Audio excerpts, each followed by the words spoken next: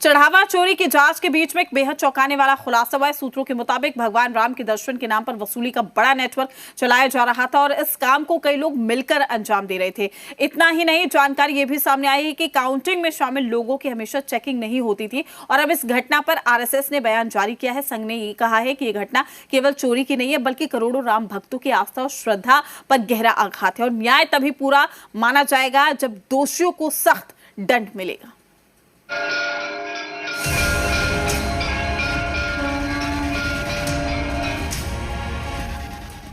अयोध्या से चढ़ावा चोरी की खबर ने पूरी दुनिया में बसे राम भक्तों को झकझोर दिया है। देश विदेश से राम भक्तों ने अपनी गाढ़ी कमाई का हिस्सा भगवान राम को अर्पित किया, लेकिन उसी मंदिर का चढ़ावा सिस्टम के कटघरे में है।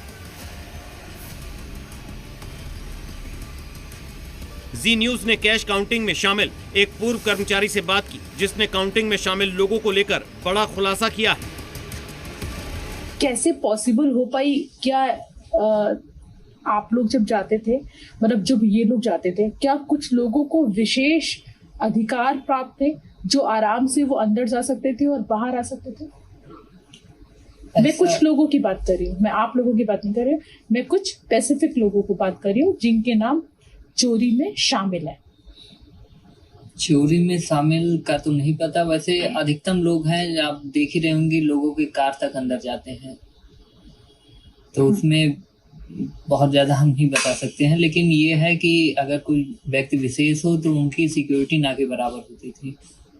और जो आप लोग जो चढ़ावा चोरी में जो लोग चढ़ावे की काउंटिंग करते थे, क्या उन लोगों की जाते समय या बाहर आते समय क्या उनकी चेकिंग की जाती थी? कभी कभी चेकिंग होती थी जी, और कभी कभी नहीं होती। कभी कभी। सूत्रों के मुताबिक दर्शन के नाम पर चोरी का बड़ा खुलासा हुआ है। जानकारी के मुताबिक दर्शन के लिए वसूली का बड़ा नेटवर्क चलाया जा रहा था और इस काम को कई लोग मिलकर अंजाम दे रहे थे। सूत्रों के मुताबिक वीआईपी दर्शन कराने के लिए कुछ भक्तों से 20,000 रुपए से 25,000 रुपए की रकम ली जाती थी।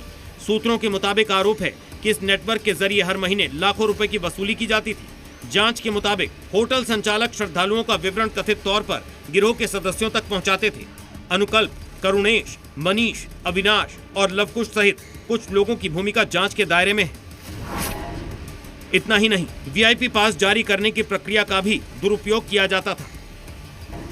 वहीं चढ़ावा चोरी की जांच कर रही पुलिस ने आरोपी अविनाश शुक्ला को आज फिर हिरासत में ले लिया और अविनाश को लेकर उसके पैतृक आवास प्रतापगढ़ के लिए रवाना हो गई। पुलिस का मानना है कि वाहन से मामले से जुड़े कई अहम सुराग मिल सकते हैं। जांच टीम के मुताबिक अविनाश को मुख्य आरोपी बना सकती है। अविनाश ही वो शख्स है जिसके घर से 20 लाख रुपए के साथ अमेरिकी डॉलर भी बरामद किए गए थे। इसके अलावा एसआईटी टीम ने अयोध्या में 7 घंटे से ज्यादा की मैराथन जांच की, जिसमें कई अहम जानकारियां सामने आई हैं।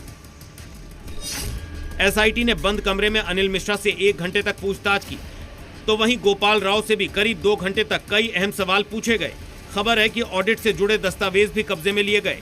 आज भी मामले में एसआईटी की पूछताछ जारी है, जबकि 3 दिन बाद 6 जुलाई को होने वाली ट्रस्ट की बैठक में कोई बड़ा फैसला लिया जा सकता है। इतना ही नहीं, योगी के अल्टीमेटम का ही डर है कि राम मंदिर की काउंटिंग व्यवस्था में बहुत बड़ा बदलाव किया गया है। इस नई व्यवस्था में नया ड्रेस कोड लागू किया गया है, जिसका कलर डार्क ब्लू रखा गया है। इस ड्रेस में कोई जेब भी नहीं होगी, जबकि एंट्री से पहले 2 बार चेकिंग की जाएगी। जमीन पर बैठकर काउंटिंग करनी होगी। बैग और अन्य सामान को प्रतिबंधित किया गया है। काउंटिंग करने वालों को जूते चप्पल भी बाहर निकालने होंगे। तो वहीं अब काउंटिंग हॉल में सख्त सुरक्षा और दोहरी जांच के बाद ही कर्मचारियों को प्रवेश मिल रहा है। मोबाइल और कैमरे के अलावा बैग पर भी प्रतिबंध लगाया गया है। लेकिन बड़ा सवाल यह है, क्या इस चोरी में सिर्फ वही लोग शामिल थे जिनकी गिरफ्तारी हुई है, या फिर नेटवर्क बड़ा था? तमाम सवालों का जवाब मिलना बाकी है। योगी कह चुके हैं कि जो भी इस चंदा चोरी में शामिल है उसे छोड़ा नहीं जाएगा। ब्यूरो रिपोर्ट, जी मीडिया।